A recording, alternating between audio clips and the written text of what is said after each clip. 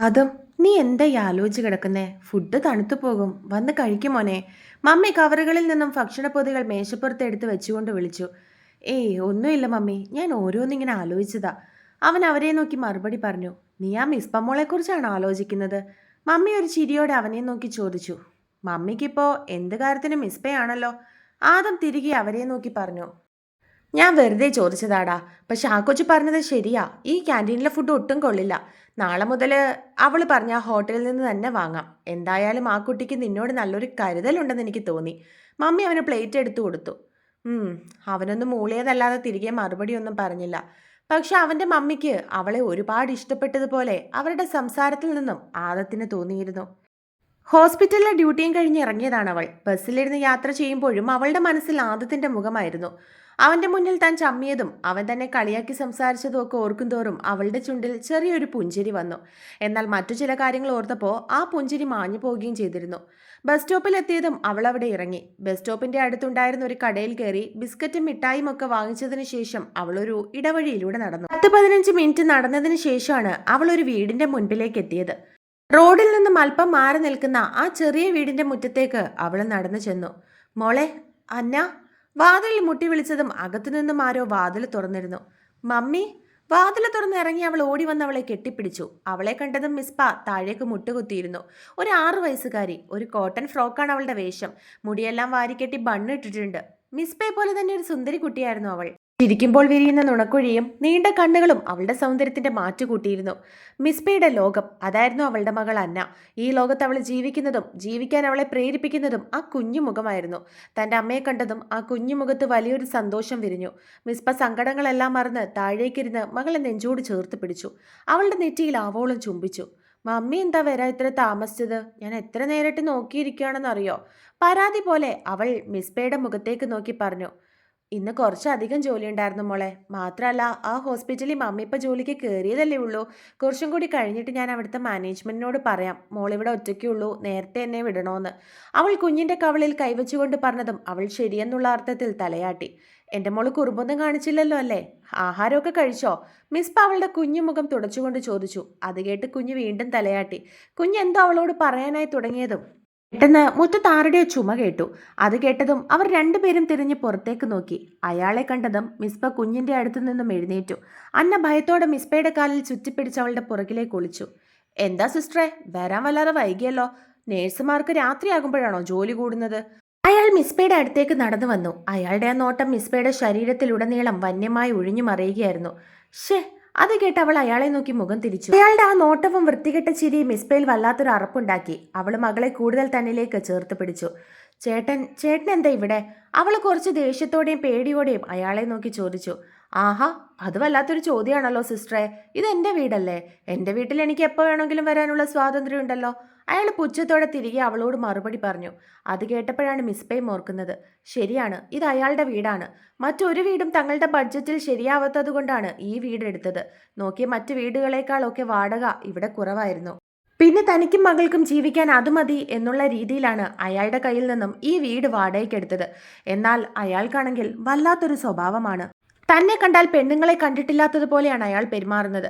വല്ലാത്തൊരു നോട്ടവും ഭാവവും, രണ്ടർത്ഥം വരുന്ന സംസാരവും. വേറെ നിവർത്തിയില്ലാഞ്ഞിട്ടാണ് ഇവിടെ കഴിയുന്നതെന്ന് അവൾ ഓർത്തു. 2 മാസത്തെ വാടക കുടിശ്ശികയുണ്ട്.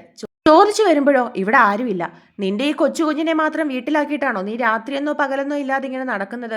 വാടക തരാൻ നിന്റെ കയ്യിൽ കാശില്ലെങ്കിൽ വേറെയും വഴികളുണ്ടല്ലോ സിസ്റ്ററെ.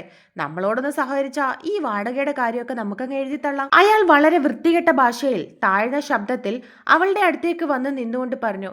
അയാളുടെ വാക്കുകളിലെ ആ അശ്ലീലം കേട്ടത് മിസ്പയുടെ കൈകൾ ദേഷ്യം കൊണ്ട് വിറച്ചു. എന്നാൽ തങ്ങൾ നിൽക്കുന്ന വീടിന്റെ ഉടമസ്ഥൻ എന്ന നിലയ്ക്ക് അവൾക്കൊന്നും തന്നെ പറയാനും കഴിഞ്ഞിരുന്നില്ല. ചേട്ടന്റെ വാടക ഉടനെ തന്നെ കൊണ്ടെത്തിച്ചോളാം. അതിന്റെ പേരും പറഞ്ഞ് ഇനി ഇവിടെ കയറി ഇറങ്ങണ്ട. അവൾ ഇഷ്ടപ്പെടാത്ത രീതിയിൽ കുറച്ച് ദേഷ്യത്തോടെയാണ് അയാളോട് പറഞ്ഞത്. അങ്ങനെ പറഞ്ഞാൽ എങ്ങനെ ശരിയാവുന്നത്? എനിക്ക് കറക്റ്റ് ഒരു സമയം വേണം. ഇല്ലെങ്കിൽ ഇങ്ങനെ കയറി ഇറങ്ങേണ്ടി വരും. അവളുടെ സംസാരം ഇഷ്ടപ്പെടാത്ത അയാളും തിരികെ അവളോട് പറഞ്ഞു. ഈ മാസം 20-ാം തീയതിക്കുള്ളിൽ നിങ്ങളുടെ കാശ് ഞാൻ തന്നോളാം. അവളൊരു ഉറപ്പോടെ അയാളെ നോക്കി പറഞ്ഞതും അയാൾ ഒന്നും മിണ്ടിയില്ല. അവളെ ഒന്നുകൂടി ഒന്ന് ഒഴിഞ്ഞു നോക്കിയ ശേഷം അയാൾ അവിടെ നിന്നും പോയി. മമ്മി, എനിക്ക് പേടിയാ. അയാൾ പോകുന്നത് കണ്ട് കുഞ്ഞ് അവളുടെ മുഖത്തേക്ക് നോക്കി പറഞ്ഞു. മോള് പേടിക്കണ്ട. മമ്മിയുള്ളപ്പോ മോളെ ആരും ഒന്നും ചെയ്യില്ല. അവൾ കുഞ്ഞിന്റെ നെറുകയിൽ ഒന്ന് തലോടി. മോള് വാ.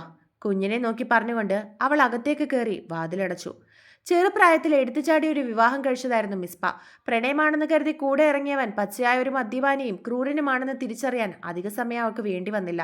ഭർത്താവിന്റെ ക്രൂരമായ മർദ്ദനങ്ങളും പീഡനങ്ങളും സഹിക്കാൻ വയ്യാതെ ഒടുവിൽ കുഞ്ഞിന് 2 വയസ്സുള്ളപ്പോഴാണ് അവൾ ആ നരകത്തിൽ നിന്നും ഇറങ്ങിപ്പോന്നത്. സ്വന്തം വീട്ടുകാർ പോലും അവളെ കൈയൊഴിഞ്ഞിരുന്നു. ഞങ്ങളുടെ മാനം കെടുത്തി പോയവൾ എന്ന മുദ്രകുത്തി ആങ്ങളെയും അവന്റെ ഭാര്യയും അവളെ ആ വീട്ടിൽ നിന്നും ഇറക്കി വിട്ടു. പാവം മമ്മിക്ക് അവളെ സഹായിക്കണമെന്നുണ്ടായിരുന്നുവെങ്കിലും ആങ്ങളുടെ മുൻപിൽ ഉച്ചത്തിലൊന്ന് സംസാരിക്കാനുള്ള വോയിസ് പോലും ആ അമ്മയ്ക്കില്ലായിരുന്നു. അങ്ങനെയാണ് സ്വന്തം കാലിൽ നിൽക്കാൻ വേണ്ടി അവൾ ഈ നേഴ്സിംഗ് ജോലി തിരഞ്ഞെടുത്തത്.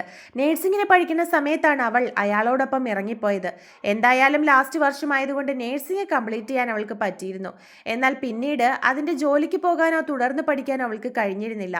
പിന്നെ വാർഡ് മെമ്പറിൻ്റെ ഒക്കെ സഹായത്തിലാണ് ഒരു ഹോസ്പിറ്റലിൽ അവൾ നേഴ്സിന്റെ ജോലിക്കായിട്ട് കയറിയത്. അവിടുത്തെ 2 വർഷത്തെ എക്സ്പീരിയൻസ് വാങ്ങിയതിനു ശേഷം അവളുടെ ഒരു കൂട്ടുകാരി വഴിയാണ് ഇപ്പോഴുള്ള ഹോസ്പിറ്റലിൽ അവൾ ജോലിക്ക് കയറിയത്. ഭർത്താവിന്റെ ശല്യം ഒട്ടും സഹിക്കാൻ വയ്യാതെ വന്നപ്പോഴാണ് തന്നെയും കുഞ്ഞിനെയും ഒരുപക്ഷെ അയാൾ കൊന്നുകളയുമെന്ന് പേടിച്ചിട്ടാണ് തൻ്റെ മകളെയും എടുത്ത് അവൾ ഈ വാടക വീട്ടിലേക്ക് മാറിയത്. പകൽ മുഴുവൻ ആശുപത്രിയിലെ വേദനകൾക്കിടയിലും മറ്റുള്ളവരെ ചിരിപ്പിക്കുന്ന മിസ്ബയുടെ യഥാർത്ഥ ജീവിതം കണ്ണീരിലും ഭയത്തിലും മുങ്ങിയ ഈ 4 ചുവരുകൾക്കുള്ളിലായിരുന്നു. ചാർലി അവനെയും കൂട്ടി നേരെ പോയത് ബാൽക്കണിയിലേക്കായിരുന്നു. ചാർലിക്ക് എങ്ങനെ തൻ്റെ ജീവിതത്തിൽ നടന്ന കാര്യം അവനോട് പറയണമെന്നറിയില്ലായിരുന്നു. കുറേ നേരം അവൻ മിണ്ടാതെയിരുന്നു. എടാ, നീ ഇങ്ങനെ മിണ്ടാതിരിക്കാനാണോ എന്തോ പറയാനുണ്ടെന്ന് പറഞ്ഞ് എന്നെ ഇങ്ങോട്ട് വിളിച്ചുകൊണ്ട് പോകുന്നത്? മെൽവിൻ സംശയത്തോടെ അവനെ നോക്കി. മെൽവിൻ, ശരിക്കും പറഞ്ഞാൽ എനിക്ക് എങ്ങനെ പറയണമെന്ന് അറിയില്ലടാ. എങ്ങനെ തുടങ്ങണമെന്ന് പോലും അറിയില്ല. ചാർലി വല്ലാത്തൊരവസ്ഥയിൽ അവൻ്റെ മുഖത്തേക്ക് തിരികെ നോക്കി. എടാ, നീ എൻ്റെ ബെസ്റ്റ് ഫ്രണ്ട് അല്ലേ? ഇടയ്ക്ക് വെച്ചിട്ട് നമ്മൾ തമ്മിലുള്ള കോണ്ടാക്റ്റ് ഒന്ന് നിന്നു പോയെന്ന് കരുതി ആ സൗഹൃദത്തിന് ഇന്ന് വരെ ഒരു മായവും സംഭവിച്ചിട്ടില്ല. നിനക്ക് എന്തുണ്ടെങ്കിലും എന്നോട് തുറന്നു പറയാലോ. എന്നെ കൊണ്ട് നിന്നെ ഹെൽപ്പ് ചെയ്യാൻ പറ്റുമെങ്കിൽ ഞാൻ അതും ചെയ്തു തരാം, മെൽവിൻ അവനെ നോക്കി പറഞ്ഞു. ചാർലി അവൻ്റെ ലൈഫിൽ നടന്ന സംഭവങ്ങൾ മുഴുവൻ മെൽവിനോട് തിരികെ പറഞ്ഞു. സത്യം പറഞ്ഞാൽ അപ്പനോട് തുറന്ന് പറയുന്നതിനേക്കാൾ കൂടുതൽ അവന് മനസ്സിനൊരു റിലാക്സേഷൻ കിട്ടിയത് മെൽവിനോട് കാര്യങ്ങളൊക്കെ തുറന്നു പറഞ്ഞപ്പോഴായിരുന്നു. എനിക്കിതൊന്നും വിശ്വസിക്കാൻ കഴിയുന്നില്ല ചാർലി. നിന്റെ ലൈഫിൽ ഇങ്ങനെയൊക്കെ നടന്നു എന്നുള്ളത് എനിക്കങ്ങോട്ട് അക്സെപ്റ്റ് ചെയ്യാൻ കഴിയുന്നില്ല. ഇത്രയും സങ്കടങ്ങൾ നിന്റെ ഉള്ളിൽ ഉണ്ടായിരുന്നുവെന്ന് ഞാൻ അറിഞ്ഞില്ലല്ലോടാ. ചാർലിയുടെ ജീവിതം കേട്ട് മെൽവിനും ആകെ സങ്കടം വന്നിരുന്നു. എനിക്കറിയില്ല എന്ത് ചെയ്യണമെന്ന്. അവളോട് ഈ സത്യങ്ങളൊക്കെ ഞാൻ തുറന്നു പറയാൻ പറ്റുമോ? എനിക്കതിനൊരിക്കലും കഴിയില്ലടാ. അവളിങ്ങനെ ഉരുകി ജീവിക്കുന്നത് കാണാൻ എന്നെക്കൊണ്ട് പറ്റില്ല. കുഞ്ഞ് വളർന്നു വരുംതോറും അവളുടെ ഉള്ളിൽ അവനോടുള്ള ഭയം കാണും. ഇത് അവൻ്റെ കുഞ്ഞാണല്ലോ, എന്നെങ്കിലും അവൻ അവകാശം ചോദിച്ചു വരുമല്ലോ എന്നൊക്കെയുള്ള ചിന്ത അവളെ അലട്ടിക്കൊണ്ടേയിരിക്കും. അതൊരിക്കലും ഉണ്ടാവാൻ പാടില്ല. എൻ്റെ കുഞ്ഞായിട്ട് അവൾ ഇവിടെ വളരുന്നുണ്ടെങ്കിൽ അതെല്ലാ അർത്ഥത്തിലും എൻ്റെ കുഞ്ഞായിരിക്കണമെന്ന് എനിക്ക് നിർബന്ധം ഉണ്ടായിരുന്നു. അതിനു വേണ്ടിയിട്ടാണ് ഞാൻ ഇത്രയും വലിയൊരു കള്ളം എല്ലാവരോടും പറയേണ്ടി വന്നത്. പപ്പയ്ക്കൊഴിച്ച് ആർക്കും അറിയില്ല ഈ സത്യം. ഇപ്പം നിനക്കും. മൂന്നാമതൊരാൾ അറിയരുതെന്നാണ് ഞാൻ കരുതിയത്. പക്ഷെ നീ ഇത്രയും ചോദിച്ച സ്ഥിതിക്ക് എനിക്ക് നിന്നോട് പറയാതിരിക്കാൻ കഴിഞ്ഞില്ല. ചാർലി സങ്കടത്തോടെ അവനെ നോക്കി പറഞ്ഞു. വല്ലാത്തൊരു മാനസികാവസ്ഥയിൽ കൂടിയാണ് ചാർലി ഇപ്പോൾ കടന്നു പോകുന്നതെന്ന് മെൽവിനും നന്നായിട്ട് അറിയാമായിരുന്നു. മെൽവിൻ പതുക്കെ ബാൽക്കണിയുടെ കൈവരിയിൽ പിടിച്ചുകൊണ്ട് ഒരു ദീർഘശ്വാസം എടുത്തു. ചാർലി പറഞ്ഞ കാര്യങ്ങൾ അവൻ്റെ മനസ്സിനെ വല്ലാതെ ഉലയ്ക്കുന്നുണ്ടായിരുന്നു. ഡാ ചാർലി, നീ ചെയ്തത് എത്ര വലിയ കള്ളമാണെങ്കിലും അതിൻ്റെ പുറകിൽ നിന്റെ പെണ്ണിനെയും കുഞ്ഞിനെയും ആദത്തിൽ നിന്നും അവൻ്റെ കുടുംബത്തിൽ നിന്നും സംരക്ഷിക്കണം എന്നൊരു നല്ല ഉദ്ദേശം മാത്രമാണ് ഉണ്ടായിരുന്നത്. അതുകൊണ്ട് നീ സ്വയം കുറ്റബോധം കൊണ്ട് നീറേണ്ട കാര്യമൊന്നുമില്ല. സ്വന്തം മാനം കളഞ്ഞ് നീ കുടുംബത്തെ കാത്തു. മെൽവിൻ്റെ ശബ്ദത്തിൽ ചാർലിയോടുള്ള ബഹുമാനം നിറഞ്ഞു നിന്നിരുന്നു. പക്ഷെ മെൽവിൻ, ഷീതുവിൻ്റെ ഭാഗത്തു നിന്ന് ചിന്തിക്കുമ്പോൾ ചാർലി ബാക്കി പറയാനാകാതെ തല താഴ്ത്തി. എടാ, എനിക്ക് മനസ്സിലാവൂടാ. അവൾക്ക് ആ സത്യം ഉൾക്കൊള്ളാൻ കുറച്ച് സമയം വേണം. പക്ഷെ നീ ഒന്നുറപ്പിച്ചോ, അവളുടെ ഉള്ളിലെ സ്നേഹം ഒരിക്കലും മരിച്ചിട്ടില്ല. നാളെ ദേവനങ്ങൾ വരുമ്പോൾ കാര്യങ്ങൾ കൂടുതൽ അവൾക്ക് വ്യക്തമാകും. അല്ല, നീ ദേവനങ്ങളിനോട് പറഞ്ഞിട്ടുണ്ടോ? മെൽവിൻ അവനോട് ചോദിച്ചു. ആദത്തിൻ്റേതല്ല, കുഞ്ഞ് എൻ്റേതാണ്. എനിക്ക് അബദ്ധം പറ്റിയതാണ്. അങ്ങനെയാണ് ഞാൻ പറഞ്ഞിരിക്കുന്നത്. ചാർലി അവനെ നോക്കി. അത് മതി. തൽക്കാലം എല്ലാവരും അങ്ങനെ തന്നെ അറിഞ്ഞാൽ മതി. കാരണം ആരിൽ നിന്നും അവൾ മറിച്ചാണെന്ന് അറിയണ്ട. മെൽവിൻ അവന് ധൈര്യം പകർന്നുകൊണ്ട് പറഞ്ഞു. ആദം ഹോസ്പിറ്റലിലാ. അവൻ സുഖം പ്രാപിച്ചു വരുമ്പോൾ ഇനി എന്ത് നീക്കമാണ് നടത്തുക എന്ന് എനിക്കറിയില്ല. അവൻ എന്തെങ്കിലും സംശയം തോന്നിയാൽ വീണ്ടും കുഞ്ഞിന് വേണ്ടി അവൻ വരുമോന്നാ ഇപ്പം എൻ്റെ പേടി. ചാർലി ആശങ്കയോടെ അവനോട് പറഞ്ഞു. അവൻ ഇനി എന്ത് നീക്കം നടത്തിയാലും നേരിടാൻ ഇനി ഞാനും ഉണ്ടാകും നിന്റെ കൂടെ, മെൽവിൻ ഉറപ്പിച്ച് പറഞ്ഞുകൊണ്ട് അവന് ധൈര്യം നൽകിയിരുന്നു.